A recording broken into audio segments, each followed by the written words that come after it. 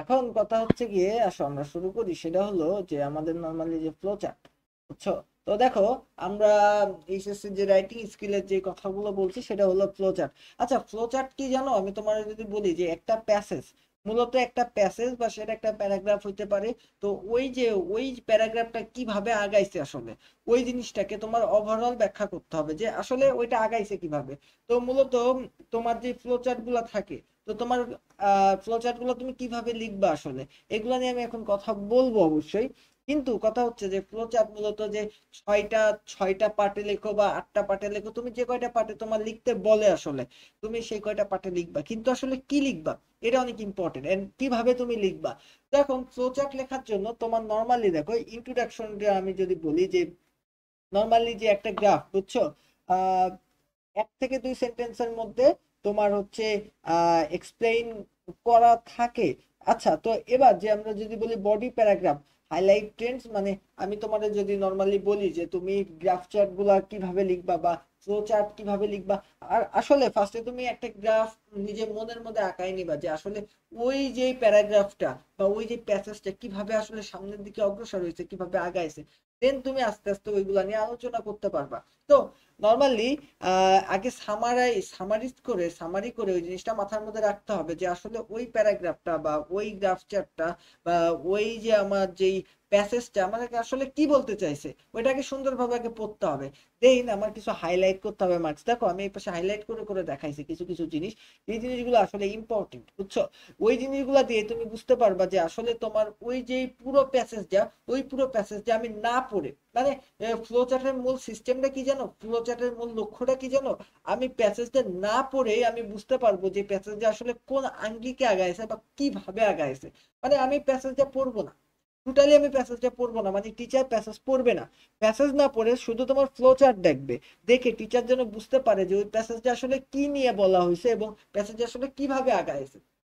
তো ফ্লোচার্ট মানে হলো অনেক সহজ জিনিসকে অনেক মানে অনেক জটিল এবং অনেক বড় জিনিসকে তুমি কয়েকটা ওয়ার্ডের মাধ্যমে এক্সপ্রেস করবা, কয়েকটা ওয়ার্ডের মাধ্যমে এক্সপ্রেস করবে এবং প্রত্যেকটা ওয়ার্ড এইভাবে অ্যারো দিয়ে দিয়ে তুমি লিখছো, অ্যারো দিয়ে দিয়ে লিখছো। তো তার মানে হলো এই ঘটনার পরে এইটা ঘটছে, এটার পরে এইটা, এটার পরে এইটা, এইভাবে তুমি যখন সবগুলা তোমার বক্স কমপ্লিট করা শেষ, তখন ওই সবগুলা বক্স পড়ে যেন আমার বোঝা যায় যে আসলে আমার ওই প্যাসেজটা কি বলতে চাইলো, মানে ওই প্যাসেজটা আসলে আমার কি বলতে চাইলো, এইটা কিন্তু আমি যেন ওই বক্সগুলো পড়ে বুঝে ফেলতে পারি। তো এখন কথা হলো যে আমরা যে একটা যে প্যাসেজটা আমার দিবে সেই প্যাসেজে আমরা কিভাবে ফ্লোচার্ট লিখবো, তো ফ্লোচার্ট রাইটিং নিয়ে আমরা একটু কথা বলি। তো কথা হলো যে আমাদের 6টা বক্স নিয়ে মূলত কাজ করতে হয়, বুঝছো? আমরা দেখো আমরা কি করি নর্মালি, আমরা বক্স ফরম্যাটে যে কাজটা করি সেটা হলো নর্মালি ড্র 6 রেগুলার বক্স, বুঝছো? তো আমরা 6টা বক্স নিয়ে কাজ করি। Usually the first one is done for you as an example, মানে প্রথম যেই ইয়াটা থাকে, মানে প্রথম যে ঘরটা থাকে ওই ঘরটা কিন্তু এক্সাম্পল হিসেবে আগে থেকে করে দেওয়া থাকে। তো এখন তোমাকে কানেক্ট করতে হবে কিভাবে বলো তো, 6টা বক্স তুমি ইচ্ছা করলে এইভাবেও লিখতে পারো, বুঝছো? তুমি ইচ্ছা করলে 6টা বক্স এইভাবেও আঁকাইতে পারো, তুমি ইচ্ছা করলে 6টা বক্স এইভাবে আঁকাইতে পারো। ছক আঁকানো কিন্তু ম্যান্ডেটরি, ছক না আঁকাইলে কিন্তু নাম্বার পাবা না। এবার আমি তোমাকে বলি যে তুমি আসলে ছকে কি লিখবা, ছকে আসলে কি লিখবা। ছকে তুমি যেই জিনিসটা লিখবে সেটা হলো তোমার প্রথম ছকে কি লেখা আছে। তোমার প্রশ্নে তো অবশ্যই একটা প্রথম ছক থাকবে, দেন প্রথম ছকে কিছু একটা লেখা থাকবে, দেন ওইটা যেই ফরম্যাটে লেখা। আচ্ছা, ধরো যে ওইটা V+ING ফর্মে লেখা, বুঝছো? আবার মনে করো এটা V3 ফর্মে লেখা থাকতে পারে, এটা যেই ফর্মে বা এইটা একটা নাউন ফ্রেজ আকারে লেখা, নাউন ফ্রেজ আকারে লেখা, নাউন ফ্রেজ আকারে লেখা, বা এটা নাউন ফ্রেজ আকারে লেখা। তো আমার কথা ভালোভাবে বুঝো, এটা কয়েকটা ফরম্যাটে লেখা থাকতে পারে। ফ্লোচার্টের প্রথম যেই ঘরটা তোমার, যেটা তোমাকে করে দেওয়া আছে এক্সাম্পল হিসাবে, ওই এক্সাম্পলটা তোমাকে কিন্তু নাউন ফ্রেজ থাকতে পারে বা V+ING থাকতে পারে বা ভিটি থাকতে পারে, আম, থাকতে পারে, এনিথিং এনিথিং থাকতে পারে। তো এখন কথা হলো এই যে তোমার প্রথম যেই ঘরটা যেই ফরম্যাটে আছে, প্রথম যেই ঘরটা আমার যেই ফরম্যাটে আছে, বুঝছো, প্রথম ঘরটা নর্মালি আমার যেই ফরম্যাটে আছে, আমার প্রতিটা ঘরে একই ফরম্যাট ইউজ করতে হবে। আমি কন্টেন্ট যাই লিখি সেইটা লেস ইম্পর্টেন্ট, আমার ইম্পর্টেন্ট জিনিস হলো আমি যদি নাউন ফ্রেজ প্রথমটাই যদি নাউন ফ্রেজ দিয়ে লেখা হয়, আমি যাই লিখি না কেন পরের ঘরগুলোও আমার ওই সিস্টেম অবলম্বন করতে হবে। প্রথম ঘরগুলাতে যদি আমার প্রথম ঘরে যদি ভি প্লাস আইএনজি ফর্মে লেখা থাকে, আমার প্রত্যেকটা ঘরেই কিন্তু ভি প্লাস আইএনজি ক্যাটাগরিতে আমার লিখে লিখে সামনের দিকে আগাইতে হবে। বুঝতে পারছো? এবং প্রত্যেকটা ঘর কিন্তু অ্যারো দিয়ে একটার সাথে একটাকে তোমার সংযুক্ত করতে হবে। অ্যারো দিয়ে কিন্তু একটার সাথে একটাকে সংযুক্ত করতে হবে। আচ্ছা, এইটা গেল।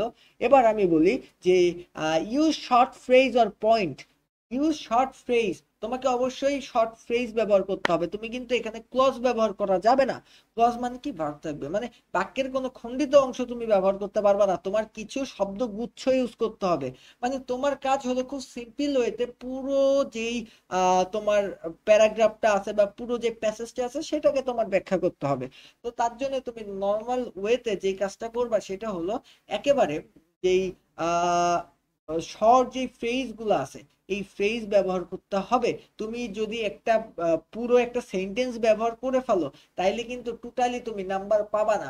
Never write a full sentence in the box. তুমি কখনোই ফুল সেন্টেন্স লিখতে পারবে না বক্সের মধ্যে। আচ্ছা, এবার স্টার্টিং পয়েন্ট, তুমি কিভাবে পয়েন্টগুলো আস্তে আস্তে শুরু করবে আমি তোমাকে বলি। Start with a verb, present participle বা V plus ING or noun phrase matching the box style. মানে বিষয়টা হলো প্রথম বক্সে যে স্টাইল থাকবে ওই স্টাইলে কিন্তু বাদ বাকি সবগুলো তোমাকে লিখতে হবে। মানে প্রথম বক্সে যদি প্রেজেন্ট পার্টিসিপল স্টাইলে থাকে দেন তুমি প্রেজেন্ট পার্টিসিপল বলে বলে আস্তে আস্তে যাবা। প্রথমে যদি তোমার নাউন ফ্রেজ থাকে দেন প্রত্যেকটা বাক্য প্রত্যেকটা বাক্সে কিন্তু তোমার এই নাউন ফ্রেজ গুলা ইউজ করতে করতে তোমার সামনের দিকে আগায় যেতে হবে।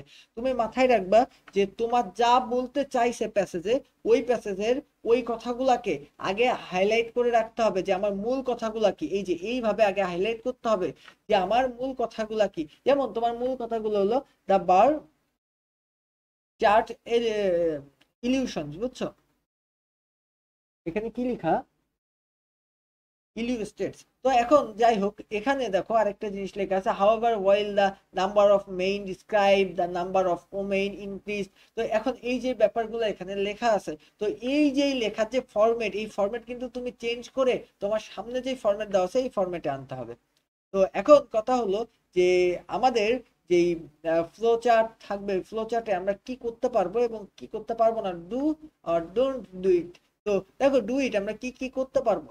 Use the capital letter at the start of each phrase, মানে প্রত্যেকটা ফ্রেজের শুরুতে আমরা বড় হাতের অক্ষর ব্যবহার করতে পারবো।